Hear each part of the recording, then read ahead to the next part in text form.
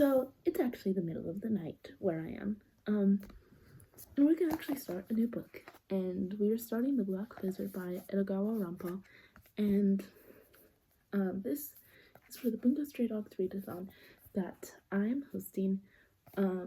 If you're not familiar with what Bungo Stray Dogs is, it's an anime where all of the characters are based off of literary figures, most of them Japanese, but eventually we do branch out to other countries and continents.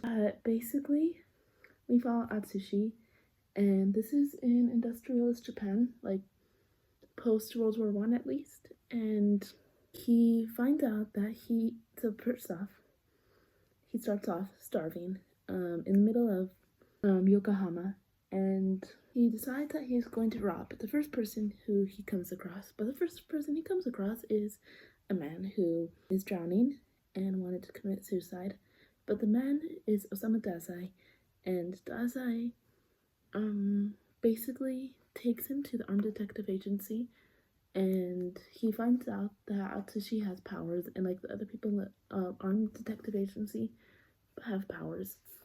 And this book is The Black Lizard by Edogawa Ranpo. Basically, Ranpo is considered kind of the Conan Doyle or Edgar Allan Poe of Japanese literature. And I'm gonna read you the synopsis, and it's very short. They call her Dark Angel, Queen of Tokyo's underworld. Mim Midorikawa. Whenever we're talking about her, I'm just gonna refer to her as M. Is famed for her beauty, her jewels, and the tattoo of a black lizard on her arm. Crime is so easy for her that she warns her victims in advance. When a wealthy jewel merchant receives letters saying his previous daughter, Same, is about to be kidnapped, he entrusts the renowned detective Akechi Kugoro to protect her, but he may have met his deadliest adversary yet. So this is a novella. It's about 162 pages, so not long, but like not like super short. But I'm going to read a chapter or two and then go to bed. But it looks good, it looks promising, and honestly kind of what I need, because I've been reading some heavier books recently and I want like something fast. And then the next work that we are going to read is by Doppo Kunikida, and we are later in after we finish this, we're going to read River Mist and Meat and Potatoes in this same vlog. We will, at the end of the video, talk about how the works relate to Bungo Stray Dogs, and we are going to announce the reads for March.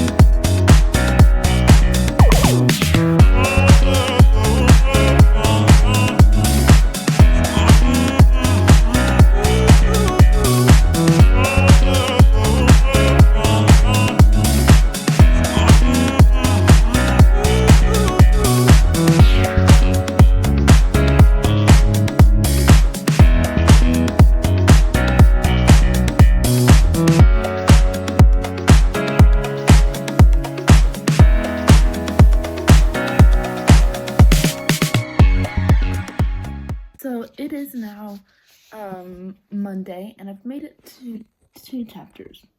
It's not good. I've read about 14 pages. I'm liking it so far. I'm really liking his writing style.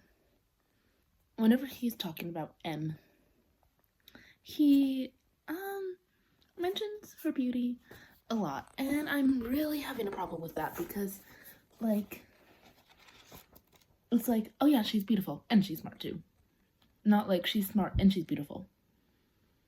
Where it seems that being beautiful is her first quality and being like smart and a good criminal is her secondary quality. But as mentioned, I do really like his style. Who was it translated by? Ian Hughes. Hey guys, so I'm about to log in and read for like an hour maybe, 45 minutes to an hour, I think. I'm on about page 51, and I don't know if I was talking to you guys about this, but one of the problems that I was having with the book was the guy whose perspective we were in mentioned how beautiful M was, like, on basically every page. That's gotten better. Now we have switched perspectives. I'm not entirely loving the structure of the story. While it is fast-paced, I feel like we bring up one question and then we answer it within the next 10 pages, and then within that we answer the next, like, question that is brought up from that one question, and that's just getting a bit repetitive, I would say. And also one of, like, he already knows who she is, and he has said that, and I'm just getting a bit frustrated, and I hope that it'll get better soon. I hope that, yeah, I think it probably will. I hope so, at least. Gonna put on some music. I have my AirPods in, and then I'm gonna get reading.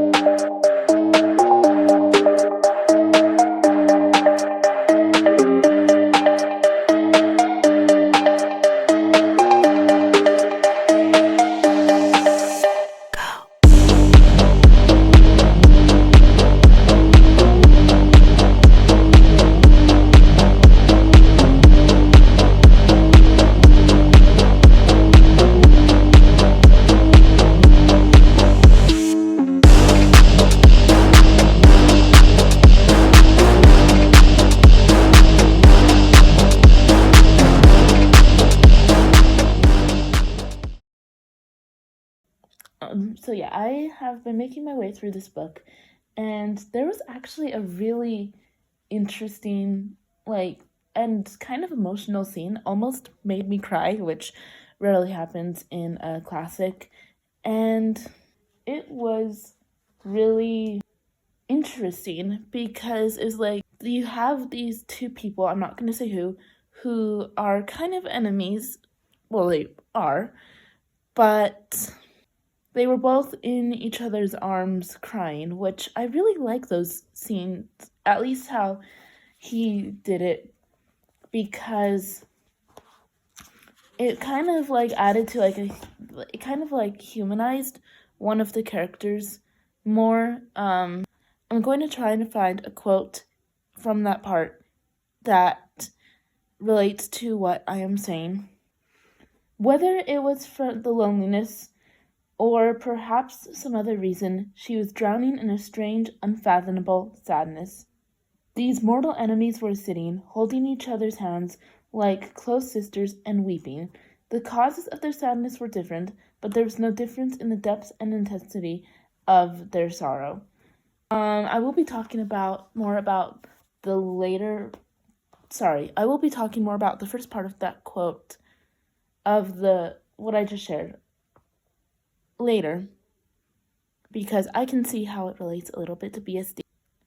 Yeah, that scene just kind of touched me. I'm now on the page 125. I have about 40 pages left. I'm going to try to finish it today and tomorrow. I can definitely do it. Can I? Yes, I can. Y'all, as soon as Ranpo tries to humanize this character,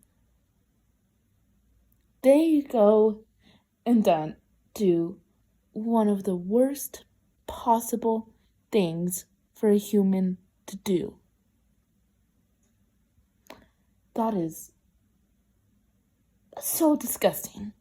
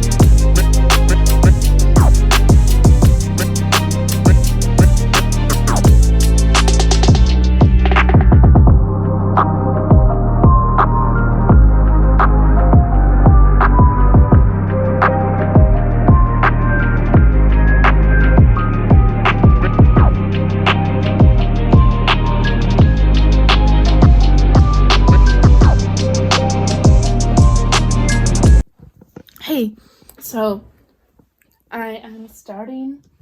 Oh, I've already started. River Mist. I am actually almost done. Not a physical copy.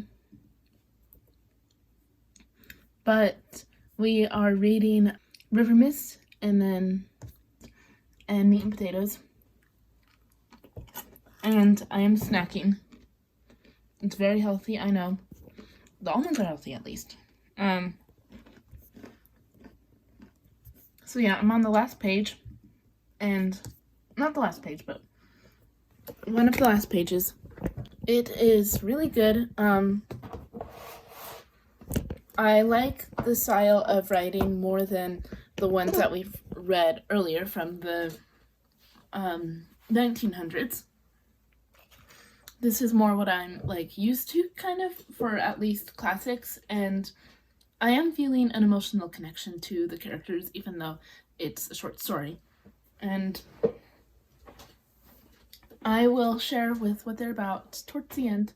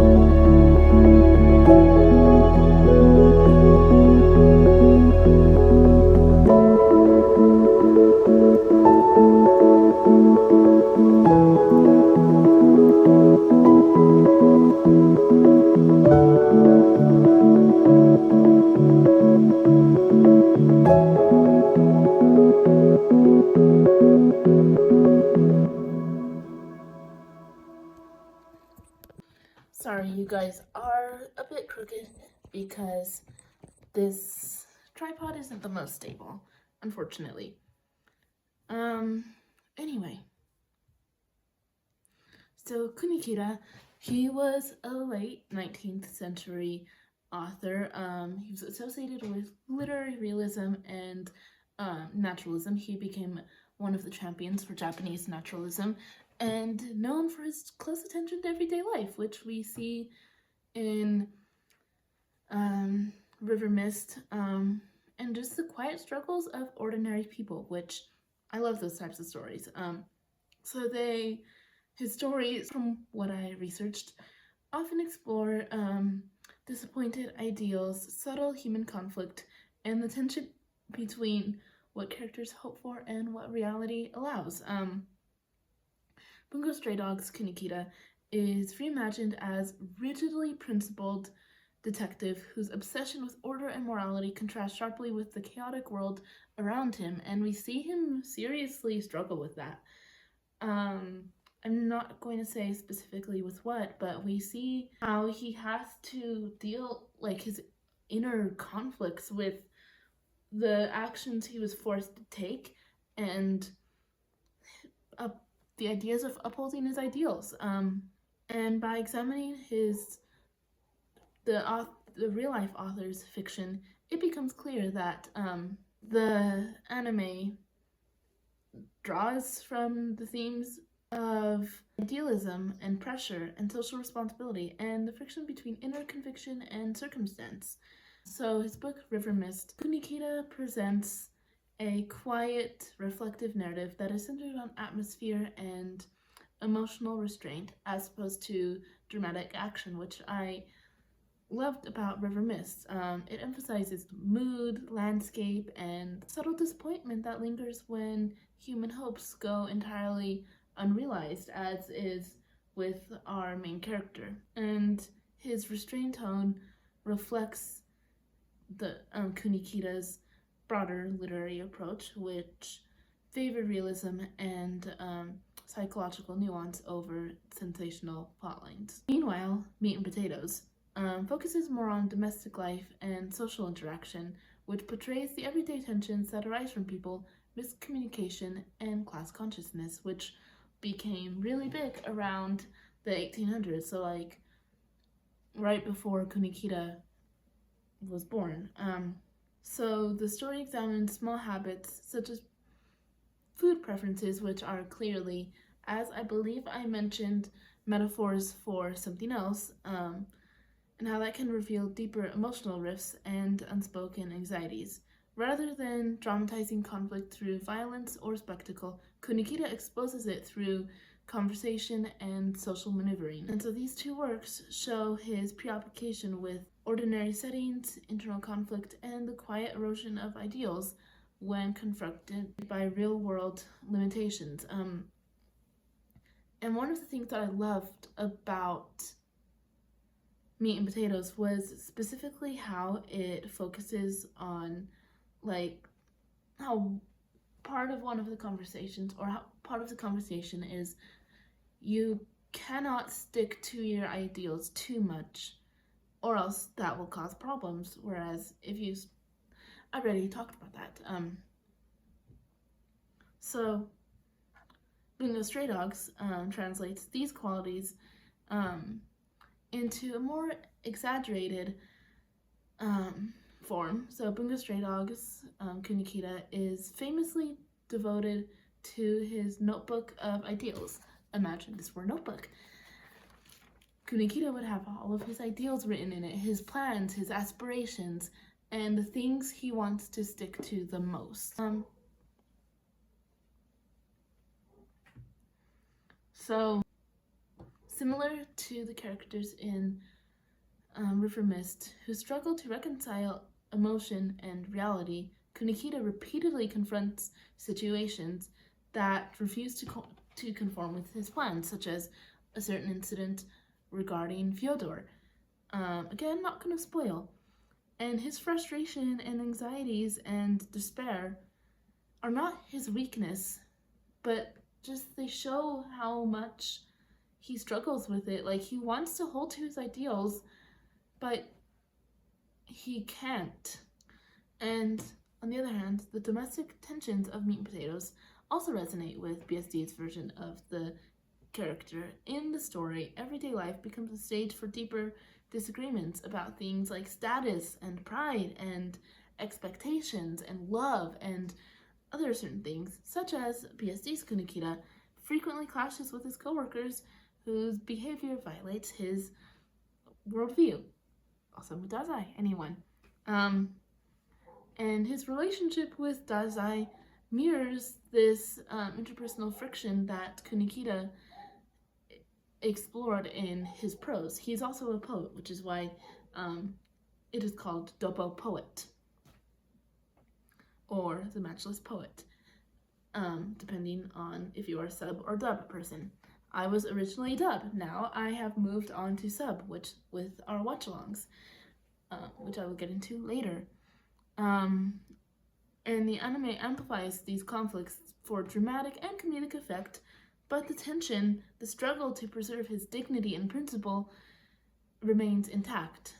Even Kunikida's ability, Matchless Poet, reflects his literary identity. By allowing him to manifest physical objects from his notebook, the series illustrates his idea that his writing, and by extension his ideals, shape the world around him. This creative choice parallels the way that his real stories attempt to impose meaning and structure on ordinary life through careful observation and prose. Whereas the real Kunikida recorded several human experiences on the page, the fictional one inscribes his ideals into reality itself. Literally, he can, like, a lot of times in battle, he will write for a flash gun or stun gun, however you want to call it, like, things like that, things that will deter the enemy but not kill them. And even with a gun in his hands, a real proper gun, he will still do his best to not kill the enemy, which in a way parallels with Otosaku. We will get to him later. But I hope you guys enjoyed this video, and if you did, please, first, check out my writing. I am writing a novel. It's gonna be probably a fantasy duology that it focuses on mental health. Yes, it will need a lot of work, and I want it to be extremely relatable to the characters. I want it to be relatable to people because I have found that in fantasy books, which is primarily what I read, relatability is extremely lacking in what I read, and I want people to kind of find a piece of themselves in the characters. I myself have put a little piece of myself into each of the characters, and it focuses on our female main character and her struggles. Well, I don't want to say it focuses on, but basically she had a traumatic event happen to her 2 years before the start of the story, and I'm losing my voice because I've been talking a lot. And now she is a neurology student, and she is in the story. These mysterious things start happening around her. People are getting killed around her. She, like, in some of the places that she goes, she finds bodies or suspicious amounts of blood in some cases. And it may or may not be related to that one traumatic event that happened to her before the start of the story. And she does deal with PTSD with all of the bodies and the blood. And in comes our male main character. He is actually from our world, but he accidentally magically portals into her world, and they start working together to solve who could possibly have